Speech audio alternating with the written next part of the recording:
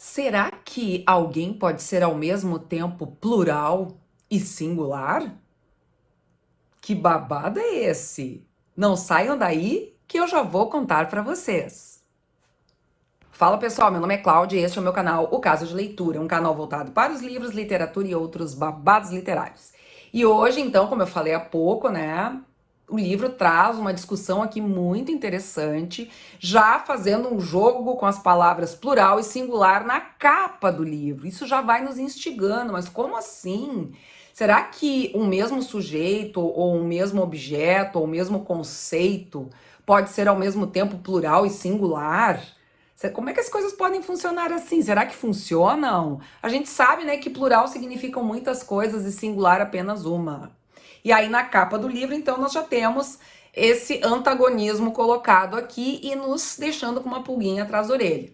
Eu estou falando deste livro aqui, Plural, A História de um Urso Singular, de Ana Lazevicius, e uma publicação da Página 13 Editora. O projeto gráfico é uma fofura, eu amei as cores, esse contraste entre esse tom aqui meio sépia, eu acho, do ursinho, em contraste com esse fundo bem vermelho, né?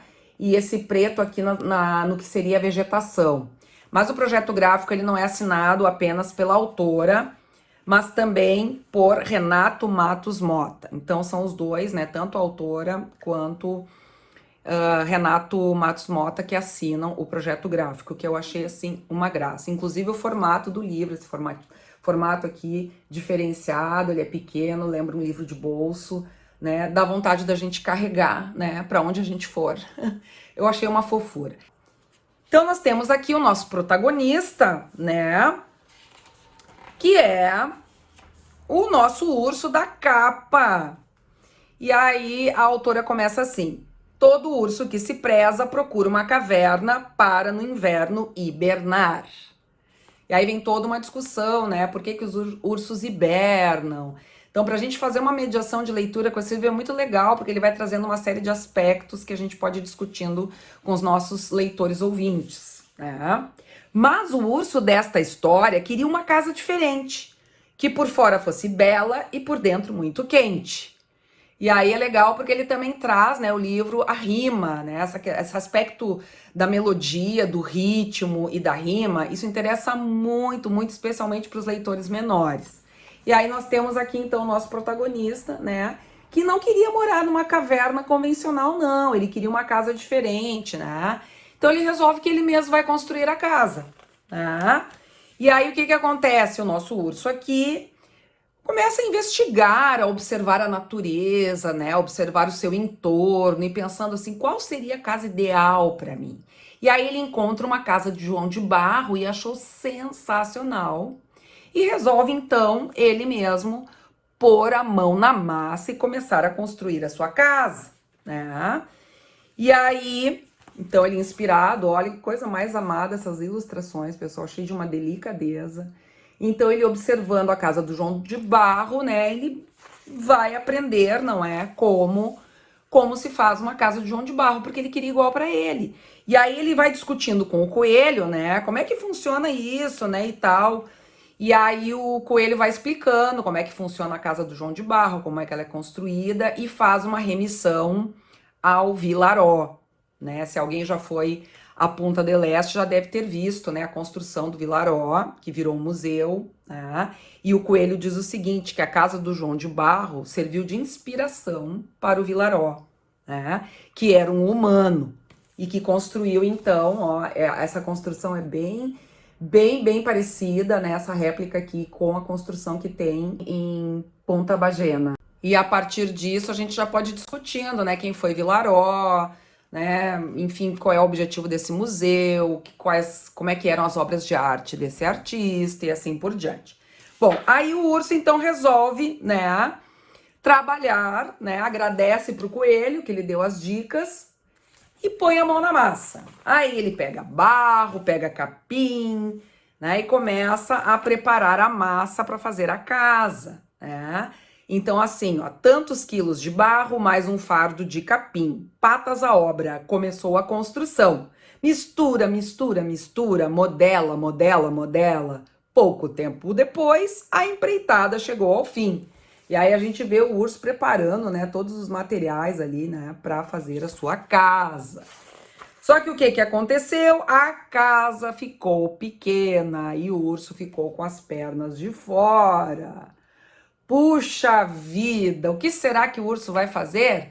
Lá vai ele, começa tudo de novo. Aí ele pegou muito mais material, né, para fazer aquela massa, para construir a sua casa, que nem a casa do João de Barro. E o legal, pessoal, é que aqui há repetições, né? E criança gosta muito de repetição. Se a gente for ler para leitores ouvintes mais jovens, menores, né? Eles adoram. E aí começa tudo de novo. Lá foi o urso novamente, encheu uma caçamba de barro e 10 caixas de capim. Mistura, mistura, mistura, modela, modela, modela. Outra casa fez o urso e ao redor plantou um jardim. Só que o que aconteceu? A casa ficou grande demais. Cabiam muitos dele. E o urso não queria, ele queria uma casa apenas para ele. Porque ele disse: eu ronco muito, eu quero dormir tranquilo, sem me preocupar, né? E aí o que vocês acham que aconteceu? Lá foi ele mais uma vez, né? E aí de novo aquela repetição, mistura, mistura, mistura, modela, modela, modela, né? As crianças amam essas repetições e daqui a pouco elas estão falando junto com a gente enquanto nós mediamos a leitura. É muito divertido, né? Só que dessa vez a casa ficou muito, muito pequena. Olha, chegou até a fazer xixi de tão apertado que ficou. Ai, coitado dele. Bom, ele não desiste, pessoal. Aí ele vai fazer cálculos e mais cálculos para ver se dessa vez ele acerta. E assim ele vai nesse processo e cada casa que não dá certo vai ficando para trás. E adivinha o que acontece? Outros bichinhos que não tinham casa passaram a ter onde morar, porque o urso acabou entregando para esses bichinhos. Olha só quantas casas ficaram ali, né? Então o que ele fez? Ele distribuiu essas casas. Ele disse: olha, pessoal, vocês que não têm onde morar podem ocupar essas casas. E aí que eu vejo que vem uma discussão muito legal, tá? Foi assim que surgiu na floresta uma pequena cidade. Deram-lhe um nome, Plural. Depois escolheram um prefeito. Sim, um bom sujeito preocupado com o social.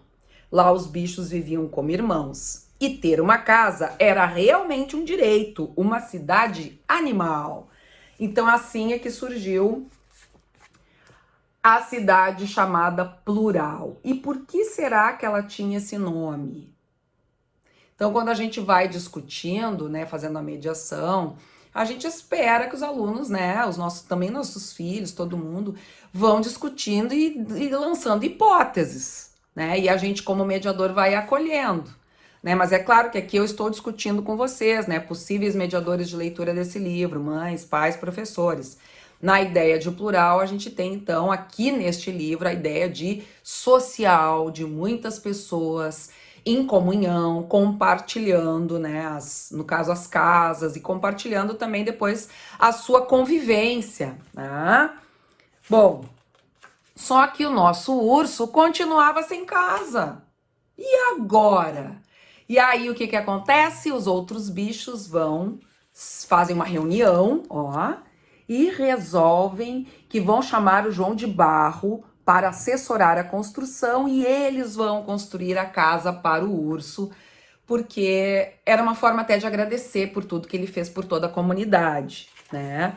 E aí todo mundo constrói a casa com a assessoria técnica do João de Barro. E finalmente o nosso urso ganha uma casa adequada ao seu tamanho, né? E aí, então, a gente tem o entendimento, né, de como é que se articulam esses dois termos, plural e singular. Por que o nosso urso era singular? E aí vem toda uma discussão que a gente não dá pronta a resposta, obviamente, para os nossos leitores ouvintes, mas aqui a gente entende, né, que o singular não é apenas a ideia de um só. Singular também pode significar alguém que é muito especial, alguém que é diferenciado, né? Alguém que se destaca por alguma característica própria, que nem todo mundo tem. Então, o nosso urso aqui ele era singular, porque ele mesmo procurando uma coisa para si próprio, ele não esqueceu do coletivo. Tá? E assim, então, né, surgiu a cidade de Plural, né, onde todo mundo vivia em comunidade e uns ajudavam os outros. Né? E aí termina, ele fez a casa dos seus sonhos, né? Na verdade, ele ganhou a casa dos seus sonhos e foi dormir feliz da vida. Agora ele podia hibernar. Eu espero que vocês tenham gostado. Se curtiram, então, pessoal, se inscrevam no meu canal e até o nosso próximo Casa de Leitura. Um beijo grande para vocês.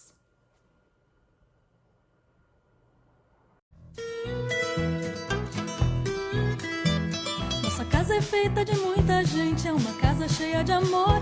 Um livro aberto é o seu telhado, cada história é um corredor. Às vezes é castelo, cidade ou bosque encantado. Quem entra vira fada, ogro e dragão. Basta abrir um livro e se entregar à imaginação. Habitar a casa de leitura é entrar na aventura. Acreditar em bruxas, princesas, magia e no mundo da fantasia. Cada página aberta é uma nova descoberta. Personagens vivem e tudo se completa. Basta abrir um livro e se entregar à imaginação. Basta abrir um livro e se entregar à imaginação. Basta abrir um livro e se entregar à imaginação.